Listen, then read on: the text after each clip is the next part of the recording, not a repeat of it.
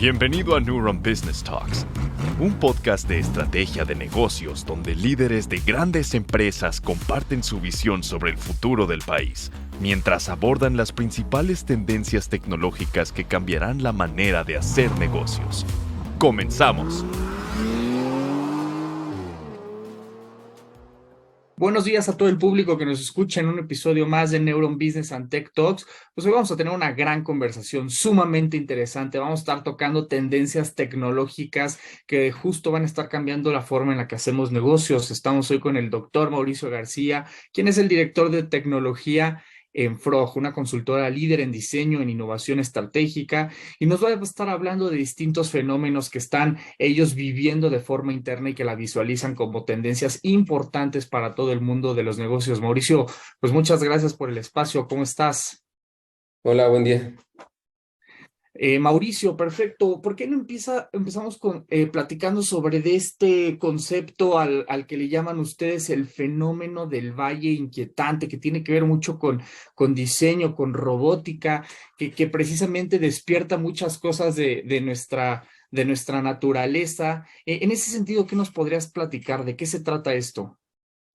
Pues bueno, los robots precisamente son este ente, este fenómeno que ha despertado la imaginación de muchas personas durante toda su existencia, porque son precisamente esta combinación de una máquina y una persona, ¿no? Están en ese punto medio. Cuando hablamos de robots, por ejemplo, lo que tiene en el fondo de pantalla que parece un robot humanoide, es lo que nos viene a la mente cuando lo imaginamos, ¿no? Que es una persona artificial. De hecho, este término de personas artificiales es por donde, por lo menos en literatura, nace este término de robots. Los robots, al final, son máquinas. Un robot es una máquina y entonces puede tomar cualquier forma que sea necesaria. Y podemos ver un montón de ejemplos en la industria de robots que están hechos para excavar, robots que están hechos para armar cosas, robots que están hechos para cualquier tipo de actividad súper puntual, súper específica, súper minuciosa o peligrosa o que requiere mucha fuerza. En ese sentido, un robot no tiene los límites que tenemos las personas en cuanto a forma. Las personas tenemos una forma y no la podemos cambiar mucho, la podemos cambiar un poquito a lo mejor, pero no la podemos cambiar gran cosa. Los robots los podemos construir como necesitemos.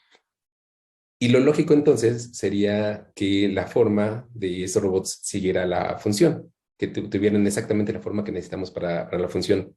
Pero entonces entra también un factor más importante que es la emoción. Si tenemos un robot que va a estar dentro de una mina, la verdad es que a nadie le importa cómo se vea, nadie lo va a ver y nos importa que sea eficiente. Si tenemos un robot que va a estar interactuando con personas, sí nos interesa lo que sienten las personas al interactuar con este robot. Sí nos interesa que haya una afinidad, que haya una comunidad para comunicarse con este robot. En cosas tan simples como si fuera un robot minúsculo, microscópico que ni siquiera pudiéramos ver, pues a lo mejor no podemos interactuar con él. Si es un robot masivo del tamaño de un edificio, a lo mejor tampoco podemos interactuar con él. Tiene que ser algo con lo que podamos interactuar. Y aquí justamente es donde empezamos a ver fenómenos que tienen que ver más con cómo sentimos las personas que con la utilidad de la propia máquina. El hecho de que un robot parezca persona nos hace sentir de alguna manera cómodos. Nos hace sentir cómodos porque sabemos o creemos saber cómo puede reaccionar esta máquina que tenemos enfrente. Si vemos que tiene algo que parece ser ojos, entonces sabemos que está viendo o intuimos que está viendo. Si vemos que tiene algo que parece boca, pues intuimos que va a hablar. Y ni siquiera está viendo seguramente a través de esos ojos o está hablando a través de esa boca, pero es lo que nos da esa familiaridad. Entonces, entre más familiar sea con nosotros esta forma, más cómodos nos podríamos sentir al interactuar con esta máquina. Nos podríamos sentir más identificados y hacerlo de una manera más normal. Entre más humano parece, entonces lo lógico sería que nos sintamos más cómodos con ellos. Pero justamente llega un punto donde es tan parecido a un humano, pero no tan parecido, que ya nos empieza a dar como cierto temor o cierta repulsión. De hecho, justamente este nombre del Valle Inquietante, que fue acuñado por Masahiro Mori, nos habla nos hace pensar en una gráfica donde en un eje tenemos la empatía que sentimos y en el otro eje tenemos qué tan humano parece. Y entonces tenemos una línea. Entre más humano parece, más empatía. Y entre más empatía. Entre más empatía.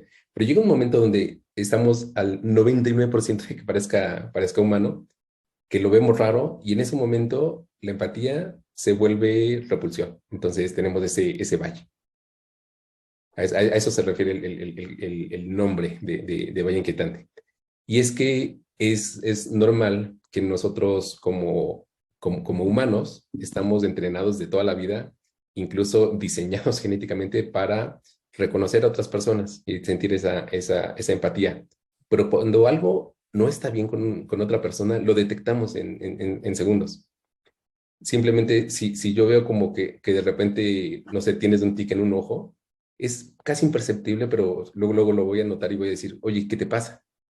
¿Qué te pasa? Algo está mal contigo. Y eso es lo que nos pasa cuando vemos robots que son tan parecidos a humanos, pero que nos queda claro que no son. Nos parece que es una persona que tiene algo mal, algo raro, algo que no debería ser. Y entonces nos repele. Este podcast es presentado por Coin SRC, abogados laborales, con más de 30 años de experiencia resolviendo conflictos con iniciativa privada, empresas paraestatales, contratos colectivos, seguridad social, derecho individual y colectivos. Contáctalos en coinsrcabogados.com. Y creo que está dentro de nuestra naturaleza tenerle miedo o tener ese efecto de repele que mencionas a las cosas desconocidas. Y creo que me imagino entonces por eso viene esa parte tan importante de empatizar con esta tecnología. Mencionabas el ejemplo de la mina, ¿no? Oye, pues si el robot se dedica a hacer un trabajo de perforación en una mina y sacar distintos minerales, pues qué importa la forma, ni siquiera te vas a enterar de qué forma tiene. Pero luego mencionaste este tema que me llama mucho la atención de decir, bueno, cuando te toca a ti interactuar con el robot, pues a lo mejor sí es importante que puedas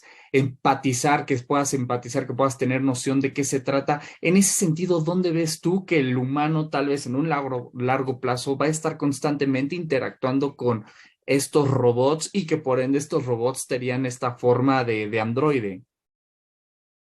Ok, ese fenómeno nunca nos lo vamos a quitar de encima hasta que podamos reproducir a nivel atómico a otra persona.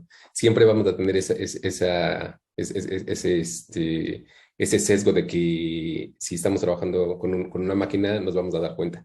Incluso lo puedes ver con un ejemplo al revés. Seguramente viste en algún momento esta serie de Star Trek, de las últimas generaciones, el personaje Commander Data, que es un androide, pero es actuado por una persona.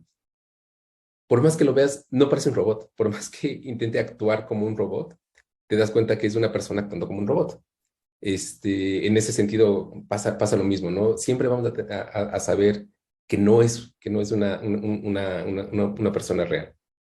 Entonces, lo mejor que podemos hacer en ese sentido es evitarlo, no llegar a ese valle, quedarnos justamente en el momento donde queda claro que es una máquina, tú sabes que es una máquina, no te estás confundiendo, y entonces interactúas normal como lo que es una máquina.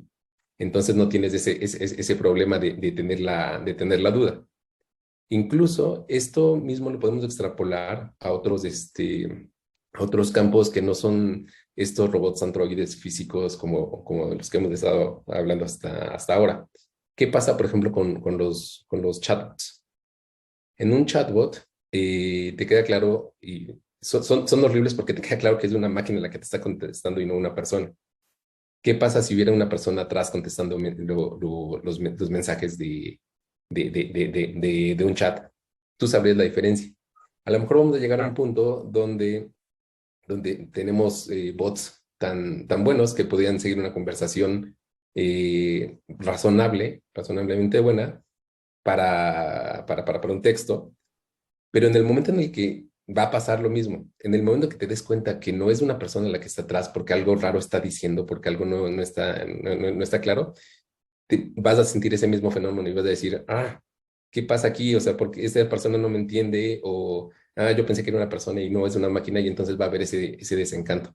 Entonces, siempre tendremos que ser conscientes de que tenemos que informar a las personas, dejarles bien claro que están interactuando con una máquina y que tienen que esperar lo que esperan de una máquina y no lo que esperan de una persona. Y ves tú que en cuanto a temas de servicio, ahora tocando el tema del chatbox, sí, evidentemente muchas personas prefieren interactuar con el ser humano precisamente por el tema que mencionábamos, la empatía y demás. Y tal vez este tipo de tecnología está en unas primeras fases, pero ya yéndonos un poco más futuristas, Mauricio, ¿ves tú en qué áreas identificas tú que la tecnología o este tipo de robots ya estarían haciendo un mejor trabajo de servicio que el mismo humano? Por ejemplo, hoy vemos que en la medicina dicen que ya hay ciertos brazos mecánicos que tienen mayor precisión que un doctor, que por temas cronológicos ya no pueda operar a un paciente, o por temas, no sé, más de precisión, un robot puede estar haciendo una mejor actividad. ¿En qué industrias ves tú que el robot, bueno, evidentemente tendría que tener un performance más efectivo que el del ser humano, y que ahí sí el humano diría lo contrario? No, yo quiero que me atienda el robot. Hay que tener en cuenta que no estamos pensando jamás en sustituir completamente a una persona por una máquina. Estamos buscando en estos sentidos siempre tener actividades específicas, especializadas, para los cuales una máquina puede funcionar mejor. Por ejemplo, hablabas en el caso de una cirugía, ¿no? Imaginémonos de un mundo un poco más avanzado donde pudiéramos hacer microcirugía en el cerebro. No hay pulso humano que pueda operar en un cerebro a ese nivel de especificidad o de precisión. ¿Qué sí podemos hacer? Seguramente habrá cierto tipo de robots que podamos usar como herramientas para poder hacer esas microoperaciones que a una persona no les podría, no la podría hacer. En ese caso, no, el robot no está sustituyendo al médico, no está sustituyendo su capacidad de toma de decisiones, su decisión de operar o no operar, su decisión ética también de decir qué pasa si algo sale mal durante la operación. Se vuelve simplemente una herramienta para poder hacer de forma más precisa una actividad muy puntual. Y lo mismo va a pasar con algo. Si necesitamos cargar una caja de 2 toneladas, usamos un montacargas y no entre 4 personas lo intentamos levantar, ¿no? Simplemente se vuelven herramientas para ser mucho más específicas, mucho más precisas ciertas actividades. Y si queremos llamarlo robot, tendría que tener alguna parte autónoma, alguna parte de autonomía para que efectivamente sea un robot y no simplemente una máquina. Esa autonomía tendría que estar limitada a lo que queremos que haga y pueda hacer. Esa parte es bien interesante, cómo la combinación del humano y el robot hace más productivo el trabajo tanto del humano como del robot, ¿no? Porque se tiene mucho esa creencia o este concepto de decir, bueno, es que sí, en efecto, tenemos la fantasía de que los robots van a hacer nuestra vida más fácil y que ellos ahora van a trabajar por nosotros. Y luego vienen los cuestionamientos de quien dice, bueno, y entonces el humano, ¿de qué va a vivir? ¿Cómo se va a emplear? ¿Te van a desplazar? ¿Ya te vas a quedar sin trabajo? Pero es muy importante lo que mencionamos, ¿no? De decir, bueno, es que no se trata de que entre el robot y el humano ya se queda fuera, se queda en su casa, sino que la combinación de ambos te da un nivel de productividad mucho más específico, más alto en ese sentido. Pero sí quisiera escuchar tu opinión sobre este tipo de cuestionamientos. Si realmente, pues, veríamos un desplazamiento importante de la fuerza laboral a medida que estos robots tengan esa autonomía que mencionas mucho más desarrollada. Definitivamente van a transformarse los trabajos como se han transformado desde la revolución industrial, ¿no? Ese es un tema constante de el pensar que las máquinas van a desplazar a las personas. Y de nuevo, en literatura hay muchos ejemplos de futuros imaginados donde las máquinas desplazan a la humanidad. Incluso desde el siglo XIX, o sea, esto no es algo nuevo. Hay un libro que se llama Erebon, justamente que describe una sociedad que ya decide que no va a haber máquinas porque son un peligro para la humanidad, porque van a desplazar a las personas y ya no van a tener nada que hacer. Y estamos hablando de 1880. La gente ya se estaba imaginando eso, cuando estábamos hablando de máquinas muy, muy, muy primitivas. Entonces, eso es algo que ha existido siempre desde que ha habido una máquina, ¿no? El pensar que la imprenta va a desplazar a los escribanos, el pensar que cualquier cosa la va a poder hacer mejor una máquina. En ese sentido, tenemos que aceptar que sí, las máquinas que están hechas para un propósito específico, pues van a hacer esa actividad puntual de forma más precisa, a lo mejor de forma más barata que una persona, pero eso no quiere decir que van a sustituir a una persona, van a sustituir cómo hacer esa actividad. Y lo que tendremos que estar pensando es, bueno, ¿cuál es entonces nuestro rol alrededor de esa actividad? Es diseñar qué van a hacer, no hacerlo, diseñar qué van a hacer, es decirles cómo a las máquinas, es usar las máquinas para hacer algo, no necesariamente sentirnos desplazados, ¿no? Por eso. Sí, es importante ver esa parte, ¿no? Es una reconfiguración de la fuerza laboral. Evidentemente, tal vez haya unos puestos que dejen de existir, pero ya no te toca meterte a la mina, ¿no? A picar la piedra, sino operar a distancia distintos sistemas de tecnología. Y justo mencionabas una parte que era referencia al tema de la inteligencia artificial. Hemos visto cómo se abren los diálogos ahora, ¿no? Con estas noticias que han sacado por parte de Elon Musk o los casos de Google en cuanto al tema de la ética en la inteligencia artificial. Es algo que se cuestiona mucho. ¿Cuál es tu opinión sobre eso? Definitivamente es algo con lo que hay que tener mucho cuidado. Digo, regresando un poco al tema de robots, la inteligencia artificial es básica para que existan los robots si queremos que tomen decisiones autónomas y no simplemente estén programados. Estamos hablando no solo de robots físicos, sino también de robots digitales que van a estar haciendo una serie de actividades y tomando una serie de decisiones con base en modelos de inteligencia artificial. Entonces, si son tan poderosos, tenemos que tener cuidado en cómo en cómo ejecutan, en cómo toman sus decisiones. Siempre van a tener sesgos. Los modelos los crearon personas. Los modelos no nacieron de la nada, los crearon personas que recopilaron datos, que crearon modelos matemáticos para poder reproducir una serie de algoritmos de razonamiento y que han logrado ciertos resultados que estaban buscando. Hay muchos sesgos ahí. Hay sesgos en qué datos usamos. Los datos que usemos nos van a sesgar a qué tipo de resultados vamos a tener. Hay sesgos de con qué objetivo lo estábamos haciendo. Si yo tengo que escoger un objetivo de mi investigación, pues voy a escoger para lo que sea afín a mí, no necesariamente lo que sea afín a todos. Eso no existe. Entonces, si yo decidí qué es cuál es la afinidad que yo tengo, va a tener ese sesgo que mis resultados van a estar de acuerdo a lo que yo quiero, no a lo que alguien más quiere.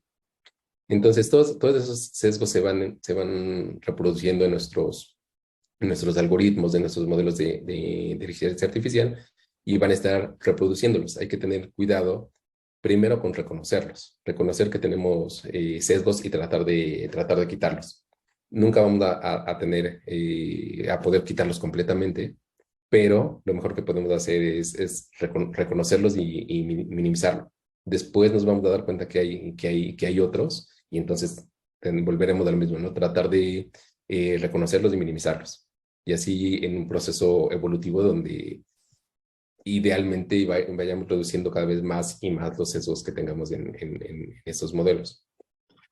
Y quiero poner un planteamiento contigo que justo nos salió en conversación en uno de los podcasts que tuvimos, que era el tema de las leyes, en sentido de que nos planteaban de, bueno, a lo mejor está este programador, ¿no? Que está haciendo este desarrollo de inteligencia artificial y ya de repente esta inteligencia artificial, precisamente en el momento de empezar a tomar sus decisiones, llega un momento en donde toma una decisión que puede caer dentro de que puede llegar a afectar a la gente y que tal vez en un inicio dirían, bueno, ¿hacia quién se tienen que tomar consecuencias? ¿Hacia el programador? Pero que también al mismo tiempo el programador puede decir, no, yo no le enseñé y no está documentado en ningún lado que yo le enseñé a esta inteligencia a tomar estas decisiones.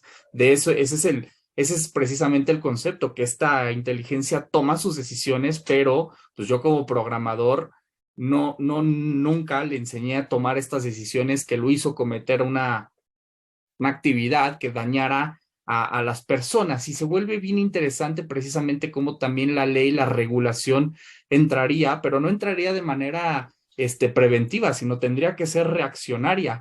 ¿Cuál es tu opinión en ese sentido? ¿Qué estaría pasando también en el mundo del derecho, de las leyes, de la regulación? Bueno, las leyes son una trampa. Las leyes son precisamente una serie de reglas que debemos seguir sobre algo que según nosotros entendemos.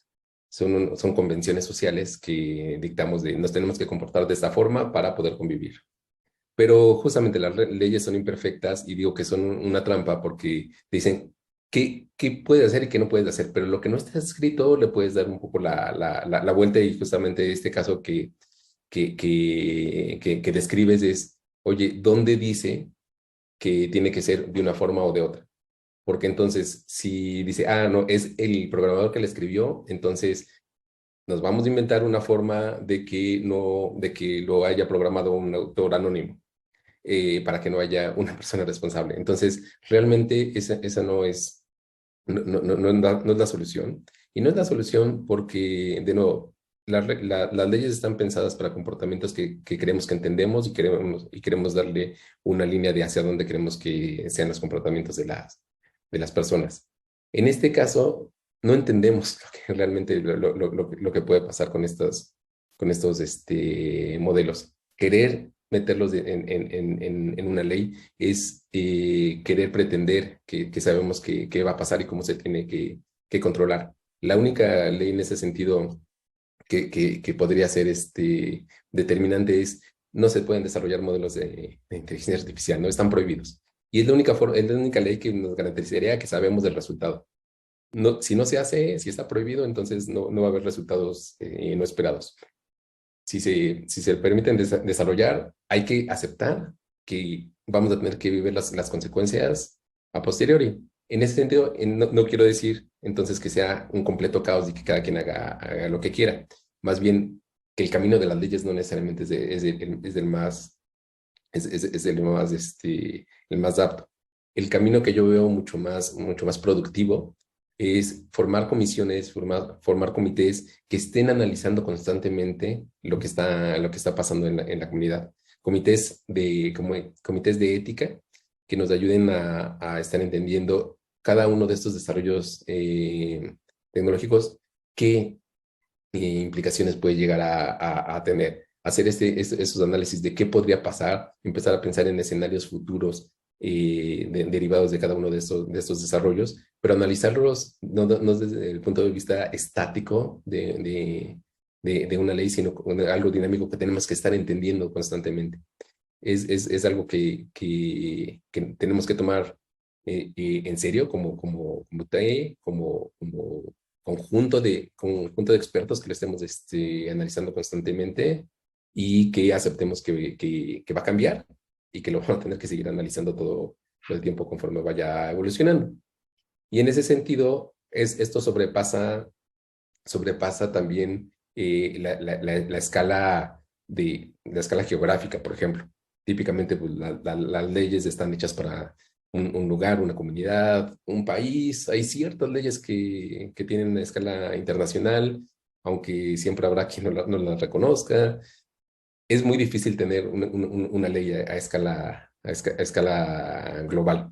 En este caso, sí queremos tener este tipo de comités, este tipo de conversaciones a escala global. No queremos que sea una forma de actuar aquí, otra en China, otra en Mozambique.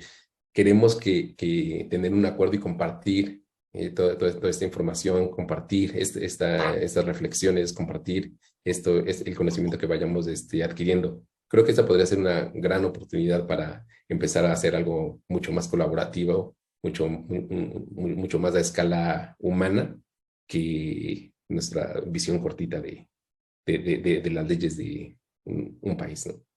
Y definitivamente tendrá que haber colaboración entre los reguladores y los tecnólogos en sentido de que, bueno, la gente que hace las leyes no necesariamente va a ser experto precisamente en este tipo de tecnologías. Y lo vemos hoy en sentido de que la ley no necesariamente avanza tan rápido como la tecnología. Entonces, sin duda van a haber ahí retos importantes, retos bastante interesantes. Mauricio, oye, regresando al tema de los sesgos que mencionabas hace un momento, de repente creemos que siempre el progreso va a ser bueno, que siempre es algo que nos va a llevar a un mejor lugar, ¿no? Y de repente, bueno, si vemos épocas de la historia se puede cuestionar un poco esa parte, pero en ese sentido pensamos de estos robots, que esta tecnología que va a llegar, que va a permear a toda a la comunidad, que no nada más se va a quedar, ¿no? En la industria, no sé, haciendo actividades de riesgo, sino que ya lo vamos a ver en las calles, ¿no? Como en algunas películas lo muestran.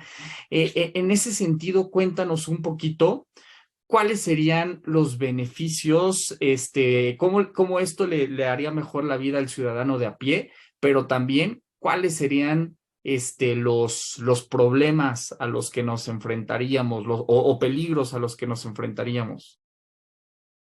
Como muchos temas de tecnología, todo depende de la distribución. Si vemos todos los beneficios que nos puede traer el uso de Internet, por ejemplo, vemos que sí, tenemos un montón de casos de uso donde Internet facilita la vida, nos ayuda a tener acceso a información, a comunicarnos mejor. Es una maravilla para los que lo tienen. Ahorita estamos ya en una época donde ya se ha masificado el uso de Internet, entonces podemos decir que casi todo el mundo tiene, pero si existe una brecha digital, es precisamente por la mala distribución del acceso a esta tecnología. En países menos desarrollados hay menos acceso también a Internet y es más desigual el acceso. Y entonces no tienen los beneficios precisamente de poder obtener eso, de obtener el acceso a esta tecnología, como en un país muy desarrollado donde el 95% de la gente tiene acceso a Internet. Le sacan más provecho que quienes en lugares donde el 40% tiene acceso. Lo mismo pasa con estas tecnologías de propósito general que podrían ser la inteligencia artificial o el uso de algunos robots. Si tenemos un acceso razonable para todas las personas a este tipo de tecnología, entonces vamos a tener mucho más beneficios de poder estarlos utilizando. Vamos a crear nuevos tipos de trabajo que estén orientados a usar mejor estas máquinas. Vamos a poder utilizarlos para justamente hacer el tipo de cosas que no queremos hacer y poder dedicar el tiempo a las cosas que sí tenemos que hacer. Pero si tenemos una mala distribución de esta tecnología, donde nada más poquitas personas dentro de todo el mundo tienen acceso a esta tecnología, entonces va a beneficiar a unos y entonces ahí sí es un peligro para los demás. Porque entonces sí es un peligro para los que no tienen acceso a eso y no pueden, y no pueden beneficiarse de eso, ¿no? Excelente, Mauricio. Oye, y ahora aterrizando estos conceptos al mercado, quiero saber tu opinión y que nos cuentes un poquito de debería de ser el rol de México en un sentido de que, pues bueno, ¿no? Definitivamente vemos desarrollos importantes por parte de Boston Dynamics o en Japón o en Alemania con muchos robots colaborativos. Vemos cómo estos países precisamente que son cuna de desarrollo tecnológico están haciendo sus propuestas bastante interesantes, pero, ¿qué pasa con México? ¿Cómo le hacemos para no quedarnos atrás? ¿Qué esfuerzos se están haciendo ya? ¿Qué iniciativas ves para, pues, precisamente ser parte también de la fuerza tecnológica que levante la mano y sea parte también de estos proyectos? Es interesante que sí, efectivamente en México nunca se ha visto como un país de grandes avances tecnológicos, pero por otro lado, siempre se ha visto a México en escala mundial como un país de gente que imagina, de gente que crea cosas, de artistas, de diseñadores, de un montón de creadores.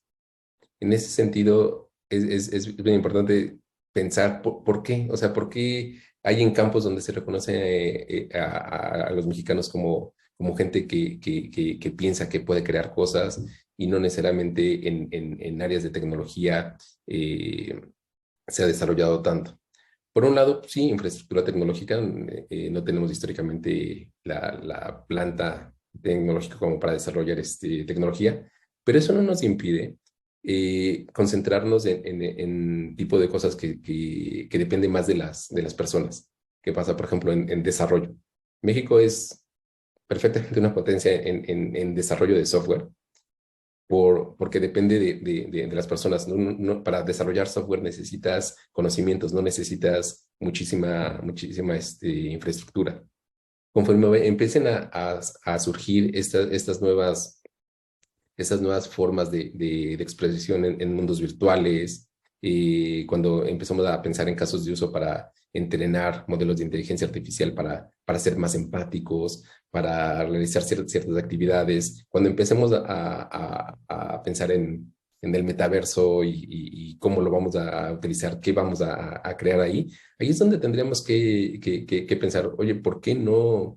Hay gente, a lo mejor no desarrollando lentes para ver el mundo virtual, pero sí el contenido.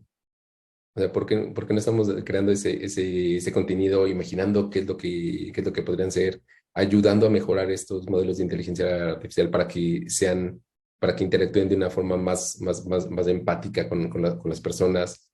Y a lo mejor eso no es un trabajo de un desarrollador. A lo mejor eso es el trabajo de un antropólogo. A lo mejor es un trabajo de un pedagogo.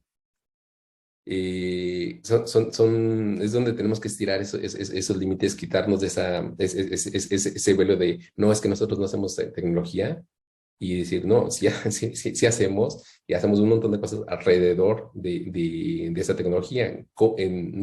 No necesariamente, ojalá lo hagamos, desarrollar la propia tecnología, pero si no la estamos desarrollando, sí en cómo usarla. En cómo encontrar maneras creativas de sacarle provecho y aprovecharla para el desarrollo humano. Esa parte es bien interesante, ¿no? Digo, por un lado, sí, en efecto, México es de los 10 países que más gradúa ingenieros, pero esa parte creativa, esa parte imaginativa sí que es bien peculiar de la comunidad latina, Mauricio. Oye, y regresándonos un poquito al tema de diseño, tengo por ahí un par de dudas, ¿no? Vemos de repente este robot, Sofía, que a lo mejor es de los proyectos que van un poquito más que hacen más ruido, pero luego también vemos estos otros robots, ¿no? Como Pepper, que vemos diseños muy diferentes. Por un lado es un robot tal vez muy parecido a lo humano, que como tú mencionabas, pero a lo mejor sí sigue mostrando esta membrana que te termina de decir, no es un humano, por más que pueda imitar ciertos comportamientos. Y luego está este robotcito Pepper que es completamente animado, ¿no? Es como si trajeras una caricatura al mundo real, es completamente animado. ¿Cuál va a ser el futuro del diseño de estos robots? ¿O veremos los dos tipos de diseños, ¿no? Uno más similar al humano y otro más animado, o a lo mejor tienen distintas intenciones estos diseños. En cuanto a diseño, ¿hacia dónde iríamos? En cuanto a diseño, creo que la tendencia más importante es que estamos diseñando para las personas. Cuando estamos haciendo diseño centrado en personas, lo que tenemos que pensar es qué necesitan estas personas. Tenemos que pensar, ¿para quién estamos diseñando? ¿Estamos diseñando para niños? ¿Estamos diseñando para personas de una ciudad? ¿Estamos diseñando para una señora en el campo? Cuando empezamos a pensar en quiénes son esas personas que van a estar usando los productos que estamos diseñando, tenemos que ver entonces cuáles son, empezamos a entender sus propias necesidades. Necesitamos que sea un robot con una interfase en la que le podamos hablar con señas, por ejemplo. Y necesitamos que sea un robot que hable fuerte, que no haga mucho ruido. Eso es lo que nos va a determinar la forma de todos estos, instrumentos que diseñemos. Al final, tenemos que hacer que todos nuestros diseños sirvan a las personas que le ayuden en su desarrollo. En ese sentido, pues sí, vamos a tener variantes de muchos tipos, donde vamos a tener, sí, el caso del robot Sofía, que es más un experimento para mostrar cosas, para promover la discusión sobre temas éticos, y vamos a tener robots que sean mucho más útiles para el día a día, que van desde las rumbas, que están ya en muchas casas barriendo, hasta robots que nos permitan tener una interacción más personal. Entonces, definitivamente la tendencia yo la resumiría en eso. Van a tomar la forma que nos ayuden a interactuar mejor con las personas. Y ahí es donde justamente este fenómeno del valle inquietante es algo que tenemos que tener en cuenta para decir, no vayamos hacia allá, no hace falta. Para poder crear empatía con las personas, no tiene que ser exactamente una copia de otra persona. Podemos quedarnos a medio camino y lograrlo bastante bien. Oye, justo en este tipo de temas que mencionas, dentro de lo que ha salido mucho en la conversación, en los diálogos, es una palabra en común que es la palabra conciencia. Si empieza a poner mucho sobre la mesa ese tema ¿tú lo ves posible que realmente los robots lleguen a tal punto de que puedan tener conciencia o que puedan desarrollar una especie de sentimientos? ¿Es eso lo ves como algo que podríamos ver más en el largo plazo? Eso definitivamente es algo que está muy en el largo plazo. Yo diría que hoy es más un tema de ciencia ficción que de ciencia básica. No quiere decir que por eso no tengamos que estudiarlo y no tengamos que tener discusiones filosóficas Descartarlo, sí. al respecto.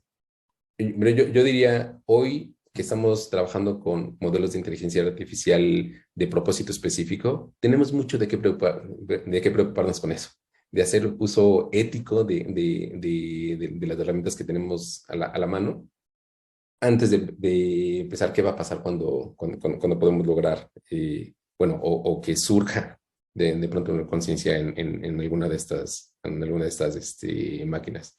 Es algo que definitivamente tenemos que tener en mente, pensar qué podría pasar, pero sí, el uso de las herramientas, o sea, estamos o tenemos esta visión tan corta de todo lo que puede pasar con los modelos que hoy tenemos, que preocuparnos por ese futuro y no por el presente puede ser peligroso. Excelente, Mauricio. Oye, pues ya para ir cerrando, para ir terminando, ahora, de todo lo que platicamos, cuéntanos cuál va a ser el rol de Frog, qué iniciativas traen de su lado, en dónde quieren estar participando, en qué sentido le están a ustedes agregando valor a los clientes.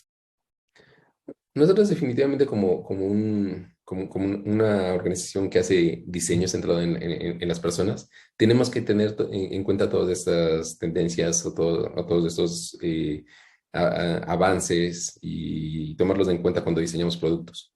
Ya sea que estemos diseñando un sitio web que parece que no tiene nada que ver con esos conceptos que estamos hablando mucho más avanzados.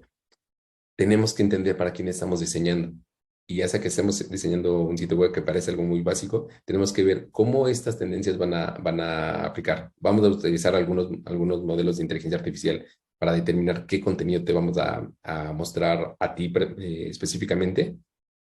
Simplemente eso que ya parece algo rutinario hoy en día, nos hace pensar en cómo estamos usando estos modelos de inteligencia artificial, quién los entrenó y qué sesgos tiene.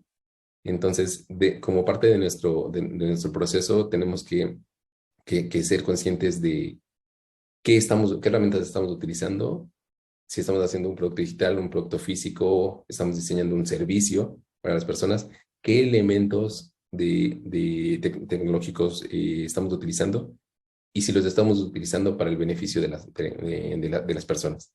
Creo que ese es el punto que tenemos que tomar siempre en cuenta, ¿no? No utilizar tecnología porque sí, porque es la moda, porque es lo cool, porque es lo que la gente quiere, sino hacerlo conscientemente. A ver, vamos a utilizar esto. ¿Para qué? ¿Esto va a beneficiar a las personas? Ok, veamos cómo usarlo bien y cómo usarlo con los menos sesgos posibles. ¿No le va a beneficiar a nadie? ¿Para qué lo estamos haciendo entonces, no?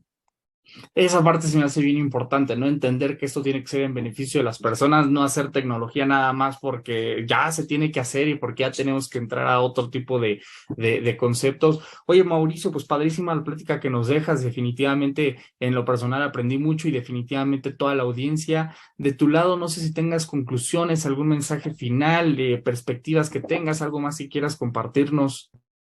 Pues solamente quedarnos con esa reflexión, no solo para este tema en específico del uso de robots o de inteligencia artificial, sino llevarlo un poco a una escala más grande en todas las actividades que hagamos, ¿no? Siempre quedarnos con esa idea de ¿para qué estamos haciendo esto? Estamos diseñando un producto, estamos haciendo una actividad. Si lo estamos usando, si lo estamos haciendo y va a beneficiar a los demás, qué bueno. Si no, pues quedémonos con esa idea de pensemos si de verdad lo tenemos que estar haciendo. Digo, eso nos lleva a temas de sustentabilidad y todo, y es un tema mucho más largo, pero creo que de aquí se puede derivar bastante bien. Sí, claro, estos temas dan para estar platicando todo el día, hacer un fórum de todos estos temas que sin duda van a ser bien emocionantes, bien interesantes, Mauricio. Oye, pues padrísimo lo que nos platicas, te agradezco mucho por el espacio, por estar con nosotros y pues bueno, a todo el auditorio que nos escuchó, a la gente que quiera saber más de este tipo de tecnologías, a la gente que esté precisamente en proyectos similares, pues acérquense al equipo de Mauricio, acérquense al equipo de Frog, a conocer un poquito más de qué es lo que están haciendo y definitivamente cómo esto puede sumar valor en sus operaciones, que como decía Mauricio, que tengan un objetivo enfocado precisamente a agregar valor a la forma en la que vivimos y a los humanos. Mauricio, pues muchísimas gracias. Muchas gracias. Gracias por acompañarnos a un episodio más de Neuron Business Talks. Sigue la conversación en vivo en nuestros foros de negocios del sector automotriz, minero, energético, tecnología y petróleo.